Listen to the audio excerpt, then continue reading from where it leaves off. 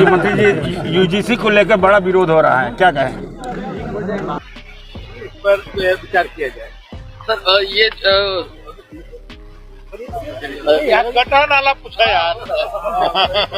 सभी मैं निवेदन करूंगा, समाज में तो जाति है ही है और रहेगी भी। कम से कम विद्यालय और विश्वविद्यालय को जाति की परिधि से बाहर रखा जाए। वहां पर केवल शिक्षक और शिक्षार्थी रखा जाए और कोई भी विद्यालय या विश्वविद्यालय संविधान बना करके नहीं सुधारा जा सकता। बल्कि अच्छा तो ये होगा, मैं निवेदन करूंगा कि संस्कार के बल पर विश्वविद्यालय और विद्यालय को सुधारा जाए, राम के चरित्र को पढ़ाया जाए।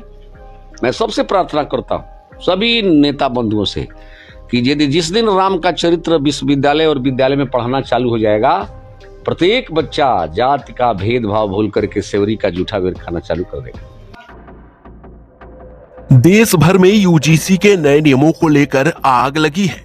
कहीं विश्वविद्यालय जल रहे हैं, कहीं छात्रों का भविष्य उबल रहा है और आज उसी आग की हल्की सी चिंगारी पहुंची बलिया जिले के रसड़ा एसडीएम कार्यालय तक।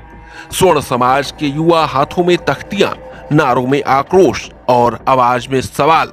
लेकिन जनाब, इधर सवालों की आंच तेज थी, उधर कटहल नाला ठंडा हो रहा था और उसी ठंडे माहौल में परिवहन मंत्री दयाशंकर सिंह जी भूमि पूजन और शिलान्यास में पूरी श्रद्धा से लीन नजर आए। नमः स्वाहा, ओम नंदाय नमः स्वाहा, ओम भद्राय नमः स्वाहा, ओम जयाय नमः स्वाहा। लेकिन जैसे ही मीडिया ने कहा सर यूजीसी पर कुछ बोलेंगे, वैसे ही मंत्री जी ने वो कर दिखाया जो यूजीसी नियमों में नहीं लेकिन राजनीति के सिलेबस में जरूर पढ़ाया जाता है। कैमरे की नजर से तेज रफ्तार से पलायन। जी मंत्री जी, यूजीसी को लेकर बड़ा विरोध हो रहा है, क्या कहें? पर विचार किया जाए सर। ये गटर नाला पूछा यार।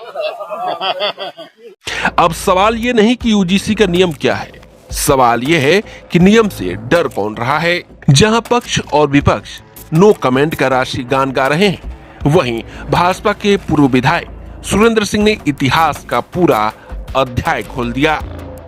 विधायक जी, यूजीसी द्वारा नया कानून लाया गया है जातिगत छात्रों के बीच जातिगत भेदभाव को लेकर के, कैसे देखते हैं इसको? मैं तो पत्रकार जी आपसे निवेदन यही करूंगा और अपने सभी समस्त पार्टी के नेताओं से भी, शीर्ष नेताओं से भी, अपनी पार्टी के नेताओं से भी मैं निवेदन करूंगा, समाज में तो जाति है ही है और रहेगी भी।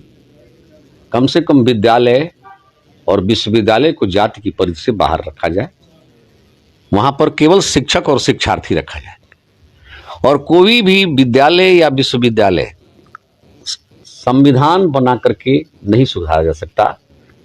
बल्कि अच्छा तो ये होगा, मैं निवेदन करूंगा कि संस्कार के बल पर विश्वविद्यालय और विद्यालय को सुधारा जाए, राम के चरित्र को पढ़ाया जाए। मैं सबसे प्रार्थना करता हूं सभी नेता बंधुओं से कि यदि जिस दिन राम का चरित्र विश्वविद्यालय और विद्यालय में पढ़ाना चालू हो जाएगा, प्रत्येक बच्चा जाति का भेदभाव भूल करके सेवरी का जूठा बेर खाना चालू कर देगा। संविधान की जरूरत नहीं पड़ेगी। और राष्ट्रीय स्वयंसेवक संघ की 100 वर्ष की साधना निश्चित रूप से आज दुर्बल दिखेगी यदि इस तरह का व्यवस्था कहीं भी किया जाता है। क्योंकि केवल एक उद्देश्य से कि हिंदू समाज में जाति भेदभाव समाप्त हो जाए, हजारों राष्ट्रीय स्वयंसेवक संघ के प्रचारकों ने अपने जीवन को होम कर दिया, तिलांजलि दे दिया, बलिदान कर दिया। मेरे भाई, जीवन जमानी साधन सुविधा सबको तिरस्कार करके जीवन जिया और उसके बाद भी यदि इस तरह का विधान लाना पड़े तो हमारे समझ से बहुत प्रासंगिक नहीं है।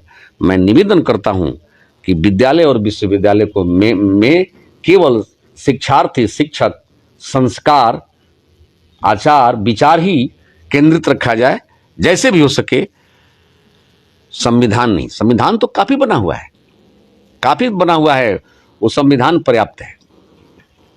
बस। क्या लगता है आपको कि इसमें सवर्णों के साथ भेदभाव किया जा रहा है? ऐसा है कि हकीकत ये है कि इसमें अब हमको क्या लगता है, आप लोग पढ़े लिखे नहीं हैं, आप लोग पढ़े लिखे नहीं हैं भाई। जब दृष्टि तो वही है, जबकि लगभग समाज में ये सब चीजें समाप्त हो चुकी है, भेदभाव छुआछूत समाप्त हो चुका है। और वो केवल संघ के प्रयास से, भारत की भूमि पर राष्ट्रीय स्वयंसेवक संघ जैसा पवित्र संगठन की तपस्या ने भारत भूमि को एक सुंदर रूप दे चुके हैं लोग। आज कोई भी जाए, राष्ट्रीय स्वयंसेवक संघ के संस्कारों का जो विद्यालय है नागाजी में जाइए, कहीं जातिवाद दिखता है। शिशु मंदिर में जाइए, कहीं जातिवाद दिखता है। तो क्यों ना शिशु मंदिर प्रथा को ही पूरे भारत के शैक्षणिक व्यवस्था में लागू कर दिया जाए। जिस दिन पूरे भारत में राष्ट्रीय स्वयंसेवक संघ के संस्कारों से संस्कारित विद्यालय, जो विद्या मंदिर और शिशु मंदिर हैं, पूरे भारत में इसका वातावरण यही शिक्षा में व्यवस्था कर दिया, सुधार करना है तो इसी में सुधार कर दिया जाए। मेरा अपना व्यक्तिगत विचार है कि पूरे भारत में इसको लागू कर दिया जाए। मेरा दावा है कि 10 वर्षों में भारत निश्चित रूप से एक संस्कारित देश, सदाचारी देश, नैतिक देश, आत्मबल से धनी देश, राष्ट्रभक्ति से सराबोर देश बन जाएगा। इसमें कहीं दो राय नहीं। एक तरफ है कि जब कानून बनाया गया था तो छुआछूत मिटाने के लिए बनाया गया था, और आज के जो कानून है तो क्या इससे दूरियां घटेगी या बढ़ेगी? अब भैया हमारी समझ से तो मेरा अपना व्यक्तिगत विचार ही है कि अब तो डर के मारे कोई नजदीक जाना नहीं चाहेगा, तो छुआछूत और बढ़ेगा।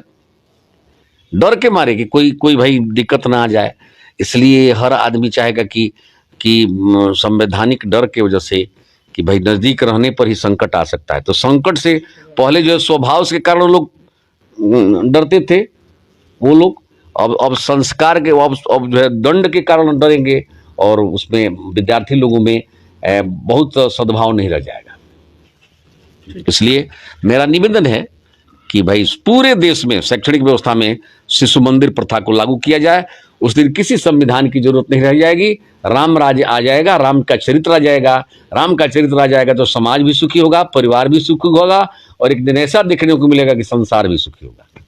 मतलब साफ है, यूजीसी का नियम नया है लेकिन इतिहास पुराना और भारी है। अब सवाल आपसे है, क्या यूजीसी के नियम सच में किसी समाज को दुखी कर रहे हैं, या नेता कैमरे से इसलिए भाग रहे हैं क्योंकि जवाब नियमों में नहीं राजनीति में उलझा है? अपनी राय दीजिए, कमेंट जरूर करिए, क्योंकि सवाल पूछने वालों से ही लोकतंत्र जिंदा रहता है। यूपी 7 न्यूज के लिए बलिया से मनोज राय की रिपोर्ट।